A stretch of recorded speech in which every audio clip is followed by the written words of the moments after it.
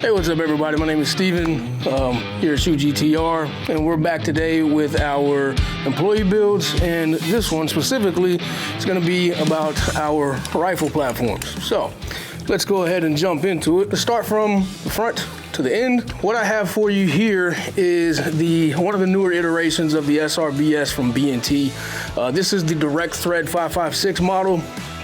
I've had one in the past that was the blast bead finish. It was a really good one. They made some modifications. This one is now fully weldless, unlike the previous versions of it. So there's some good features there. This has that flow-through design that Huxworks kind of started. B&T, I would say, perfected it. So it is a flow-through can, 5.56. This is a 5.56 gun, so I run it dedicated for it and it only.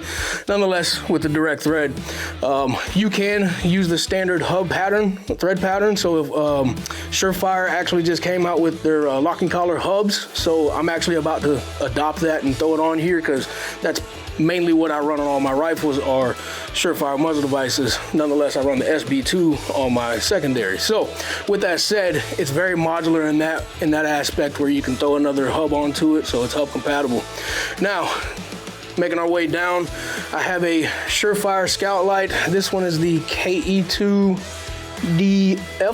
dual fuel. So great light, very comparable to your mod lights that are punching out. This one's probably good to go PID at probably 100, maybe 150 yards. So very good light. I have it set up with the tail cap where you have the momentary for the pressure pad, and you also have your direct push button. So alongside of that, I have the DBAL I2 9007. It's IR only. So when I'm running night vision, I will run this for that specifically.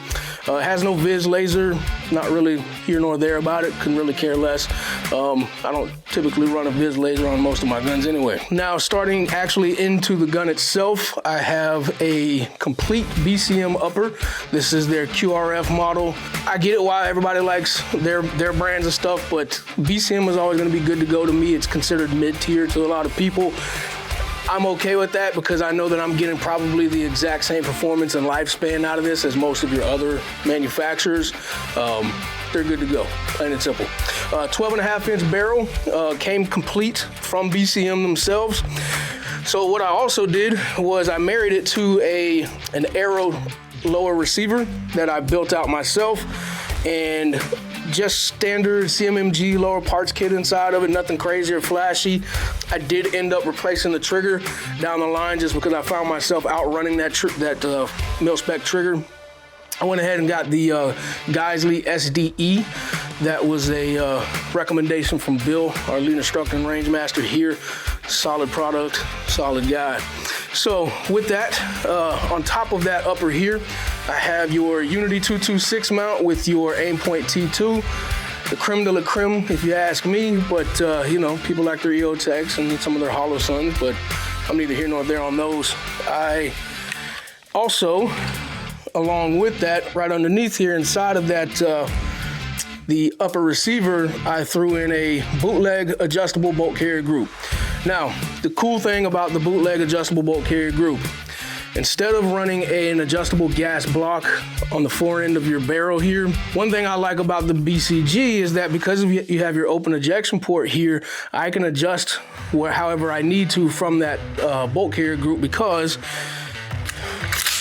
and we'll get a good close up here in a little bit, but if you look here on the side, there's actually the adjustment right on the side of the bolt carrier group.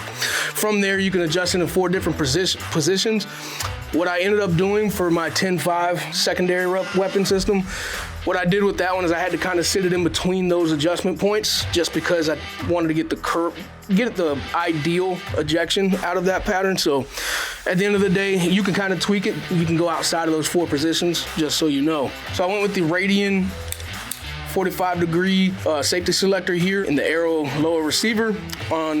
In addition to that, to help, because I do have wrist issues, that's one of the reasons why I like that 45-degree angle, not just because I'm lazy. I can definitely get it down to 9 degrees if I wanted to, but kind of hurts. Either way, to help with that and help mitigate some of that tension I put on my wrist when I'm gripping the gun, is this dive-free Kung Fu grip. We sell them in the shop. They're fairly new.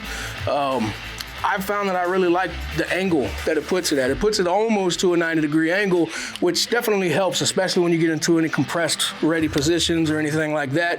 It definitely makes a difference. So, as you can tell, there is a little bit of tape underneath here. That's just to work on getting that knuckle down because of how much pressure I apply when I'm gripping my pistols as well as my rifles. It really digs into it. So put a little padding there for it. Now I'm also running a Forward Controls charging handle.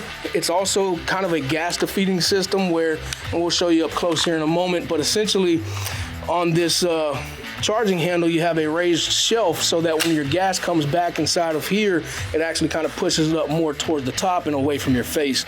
So we have a lot of gas mitigating properties into this rifle. And all the way down to the bottom here, just your good old trusty dusty Magpul CTR stock. So nothing super flashy, nothing super crazy. This is my workhorse. If you come by down to the shop, I can show you everything in person if you like. Everything that I have here, other than the upper, we can get at Shoot GTR. So feel free to come on by, take a look at the rifle if you would like, and let's see if we can get you one built.